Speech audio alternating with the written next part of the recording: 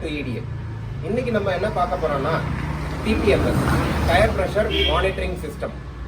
So இப்போ இது tyre pressure monitoring சிஸ்டம்னா என்னன்னா, இந்த மாதிரி ஒரு டிவைஸ் ஒன்று இருக்கு. இந்த டிவைஸ் வந்து என்ன இருக்குன்னு பார்த்தீங்கன்னா, இந்த மாதிரி வீலில் பார்த்தீங்கன்னா இதோ இங்கே TPMS மவுண்ட் ஆயிருக்கு. இந்த TPMS வந்து இந்த சைடு வால்வோட சேர்த்து இது மவுண்ட் ஆயிருக்கும். இங்கே இந்த சைடு பார்த்தீங்கன்னா CR2050ன்ற ஒரு பேட்டரி இருக்கும். அதாவது 2050னா என்னன்னா 20 mm டயாமீட்டரு, 50 mm அதாவது 5 mm திக்னஸ். இந்த சைடு பார்த்தீங்கன்னா சென்சிங் எலமெண்ட் இருக்கும். இங்கே உள்ள பார்த்தீங்கன்னா க்ளோஸில் பார்த்தீங்கன்னா இங்கே ஒரு ஹோல் இருக்கும். இந்த ஹோல் வழியாக தான் இது ப்ரெஷர் என்னன்னு மெஷர் பண்ணுது. மெஷர் பண்ணிட்டு ஒரு ஏரியாவுக்கு பொறுத்து இப்போ பார்த்தீங்கன்னா யூஎஸ்ல பார்த்தீங்கன்னா 315 மெகாஹெர்ட்ஸ், நம்ம ஊர்லலாம் பார்த்தீங்கன்னா யூரோப்பியன் ஸ்டாண்டர்ட்ஸ் தான் யூஸ் பண்ணுவோம். அது பார்த்தீங்கன்னா 435 மெகாஹெர்ட்ஸ். இதெல்லாம் 435 மெகாஹெர்ட்ஸ் யூஸ் பண்ணி அந்த மெகாஹெர்ட்ஸ் சிக்னலில் தான் வந்து டைரெக்டாக நம்மளுக்கு வந்து இன்ஸ்ட்ருமெண்ட் கிளஸ்டருக்கு டைரெக்டாக போயிடும். ஓகேங்களா? இது வந்து வேற எங்கேயுமே கம்யூனிகேட் பண்ணாது, ஆண்டனா எதுவுமே இருக்காது. இது நம்ம கீச்செயின்ல இருந்து லாக் பண்றோம் பார்த்தீங்களா, அதே ப்ராசஸ் தான். பட் ஆனால் இதில் வந்து என்ன என்கோடிங், இதுக்குள்ள என்ன சிக்னல் இருக்கும்னா டயர் ப்ரெஷர் என்ன இருக்கும், டெம்பரேச்சர் என்ன இருக்கும். டெம்பரேச்சர் வந்து இதுலேயே கேலிப்ரேட் பண்ணியிருப்பாங்க. ஒரு சர்டன் டெம்பரேச்சருக்கு மேலே போச்சுன்னா அது வந்து வார்னிங் கொடுக்க ஆரம்பிச்சிடும். ஸோ இந்த டெம்பரேச்சரும் இதுலேயே மெஷர் ஆகி அது வந்து மெசேஜ் வந்து டைரெக்டாக நம்ம இன்ஸ்ட்ருமெண்ட் கிளஸ்டருக்கு போயிடும். ஸோ இதுக்குன்னு ஸ்பெஷல் ஆண்டனா எதுவும் கிடையாது. இதுவே வந்து டிரான்ஸ்மிட்டிங் டிவைஸ் தான். இது வந்து ரொம்ப ஸ்மார்ட்டெல்லாம் கிடையாது. ஒன்லி ஒரு கோடட் மெசேஜ் மட்டும் அனுப்பிக்கிட்டே இருக்கும், அங்கே ரிசீவ் ஆகிட்டே இருக்கும். இப்போ என்ன பண்ணியிருக்கோம்னா, இந்த TPMS வாங்கி ரொம்ப நாள் ஆயிடுச்சு. இப்போ கஸ்டமர் கேட்டதுனால நாங்கள் என்ன பண்ணியிருக்கோம், இதை ஃபுல்லாக ரிமூவ் பண்ணிவிட்டு அந்த பேட்டரி வீக் ஆகிருக்குன்னு சொல்லி 2 CR2032 அதாவது 20 mm டயா 3.2 mm ஹைட்டு அந்த பேட்டரி 2 போட்டு உட்கார வச்சு ஃபுல்லாக சீல் பண்ணி, நாங்கள் ஒர்க் பண்ண இடம் காமிக்கணுன்றதுக்காக தான் ஒயிட் கலரில் சீலிங் பண்ணியிருக்கோம். சீலிங் பண்ணி இந்த TPMS-ஐ இந்த வால் கோரோட அப்படியே ஒன்றா சேர்த்துற போகிறோம்.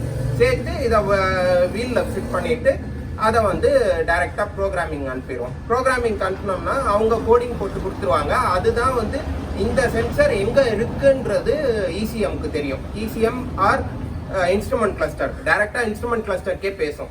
இன்ஸ்ட்ருமெண்ட் கிளஸ்டரில் இந்த கோடு, அதாவது நான் இந்த சைடில் கோடு எழுதியிருக்கேன், இந்த கோடு ப்ளஸ் இதோட ப்ரெஷர் டேட்டா டைரெக்டாக TPMS அந்த இன்ஸ்ட்ருமெண்ட் கிளஸ்டருக்கு போயிடும்.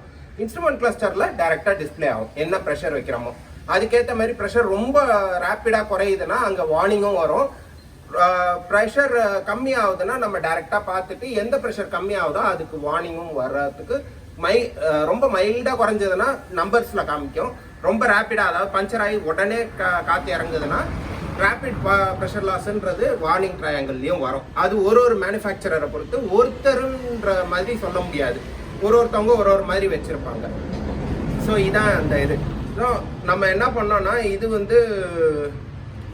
வந்து சிலிக்கான் கன்ஃபார்மல் கோட்டிங். இது வந்து வாட்ரு இதெல்லாம் வந்து பட்டாலுமே சப்போஸ் உள்ள மாய்ஸ்சர் ஆகுது, இந்த மாதிரி ஏதாவது ப்ராப்ளம் இருக்குன்னாலுமே இது வந்து உள்ளே போய் இருக்கிற எலக்ட்ரானிக்ஸை டிஸ்டர்ப் பண்ணக்கூடாதுன்றதுக்காக தான் இந்த கோட்டிங் கொடுத்துருக்காங்க. ஸோ அந்த கோட்டிங்கை வந்து நம்ம ரீக்ரியேட் பண்ணோன்னா இந்த மாதிரி நம்ம சிலிக்கான் இதை வந்து சீலண்ட்டை வந்து மேலே போட்டு சால்ட்ரிங் வச்சுருக்கோம். அதுக்குண்டான ஃபோட்டோஸ், அதாவது நாங்கள் எப்படி இதை ரிமூவ் பண்ணோம், இதிலிருந்து எப்படி இந்த சிலிக்கான் கோட்டிங்கை வெளியில் ஏற்றணும், வெளியில் எடுத்ததுக்கு அப்புறமேட்டுக்கு இந்த இடத்துல 2 டேப் இருந்துச்சு, அந்த பேட்டரியை எப்படி ரிமூவ் பண்ணோம், அண்ட் 2 CR2032 2 இதை வந்து எப்படி ஒன்றா சேர்த்து இது மேலே வச்சு ஒயரிங் கனெக்ஷன் கொடுத்துருக்கோன்றதெல்லாம் சைடில் ஃபோட்டோஸில் காமிக்கிறேன் பாருங்கள். அண்ட் இதுதான் ரீகன்ஸ்ட்ரக்ட் பண்ணியாச்சு. இது சக்ஸஸ்ஃபுல்லாக டிரான்ஸ்மிட் பண்ணுது. நம்ம இப்போ இதை ஃபிட் பண்ணதுக்கு அப்புறமேட்டுக்கு, புது டயர் ஃபிட் பண்ணதுக்கு அப்புறமேட்டுக்கு, கோடிங்க்கு அப்புறமேட்டுக்கு எப்படி அந்த ப்ரெஷரை டிரான்ஸ்மிட் பண்ண ஆரம்பிக்கும். இதுதான் TPMS. இது வந்து இந்த TPMS வந்து கொஞ்சம் காஸ்ட்லி டைப். இது ஒரு சென்சர் வந்து ஆஃப் பிராண்டில் வாங்கினீங்கன்னா, அதாவது ஆஃப்டர் மார்க்கெட்டில் வாங்கினீங்கன்னா 4000 சம்திங். மேனுஃபேக்சரரை பொறுத்து ஒரு காஸ்ட் வருது. என்ன காஸ்ட்டுன்றது அது நீங்கள் மேனுஃபேக்சரரை பொறுத்து தான் பார்க்கணும். இப்போ ட்ரையம்புக்கு பார்த்தீங்கன்னா இது வந்து 20,000 இந்த செட்டு மொத்தமாகவே டிபிஎம்எஸ் செட்டு மட்டுமே 2 வீலுக்கு 20,000. ஸோ அந்த மாதிரி இருக்குது. இப்போ அட்வான்ஸாக பார்த்தீங்கன்னா நியூவர் டைப் டிபிஎம்எஸ் இருக்குது. அது வந்து ப்ரெஷர் காமிக்காது, பட் ஆனால் ப்ரெஷர் குறையுது இன்க்ரீஸ் ஆகுதுன்னா மட்டும் காமிக்கும். அது எப்படி பண்ணோன்னா இந்த சைடில் பார்த்தீங்கன்னா ஏபிஎஸ் ரிங் சென்சர் இருக்குது.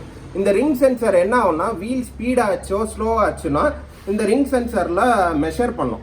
மெஷர் பண்ணிவிட்டு ஸ்பீடாச்சுன்னா ஃப்ரண்ட் வீலை விட வேகமாக சுற்றுது இல்லை ஃப்ரண்ட் வீலை விட ஸ்லோவாக சுற்றுதுன்ற கம்பேரிசனில் தான் இது ஓடும். அப்படி கம்பேர் பண்ணும்போது டயரில் வந்து என்ன ப்ரெஷர் இருக்குன்றது இன்டைரக்டாக மெஷர் பண்ணுற மாதிரி.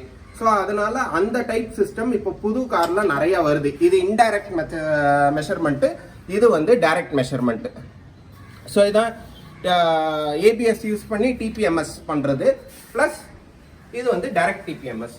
இப்போ நீங்கள் பார்த்துருக்க புதுசாக அந்த Slavia, Skoda Slavia, Volkswagen virtues அப்படின்ற கார்ஸ் எல்லாமே முக்காவாசி இந்த மிட் செக்மெண்ட் கார்ஸ் எல்லாமே வந்து பார்த்தீங்கன்னா இன்டைரக்ட் டிபிஎம்எஸ்ல தான் வேலை செய்யுது.